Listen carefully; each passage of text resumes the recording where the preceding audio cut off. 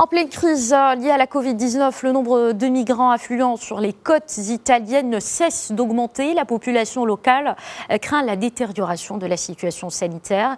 Le gouvernement a donc décidé de prendre de nouvelles mesures pour réduire justement les risques sanitaires. C'est un récit signé Younes Benzine. Ils ont échappé à la tragédie de la traversée de la Méditerranée, mais pas à la pandémie.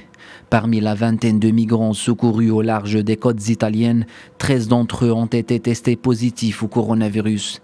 Isolés par les autorités dans cet immeuble sous surveillance, leur arrivée a déclenché une vague de panique auprès de la population descendue dans la rue pour protester contre leur venue. Les manifestants estiment que cette procédure sanitaire pourrait dissuader les touristes de se rendre dans leur région où l'économie est déjà en berne à cause de la Covid-19.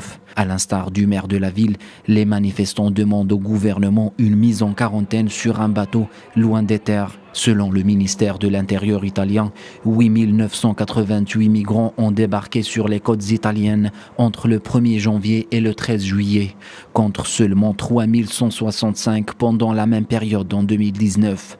Mais sur ces près de 9 000 personnes, plus de 1 200 ont débarqué ces 3 derniers jours, profitant du beau temps en Méditerranée, dont plusieurs dizaines testées positives au coronavirus.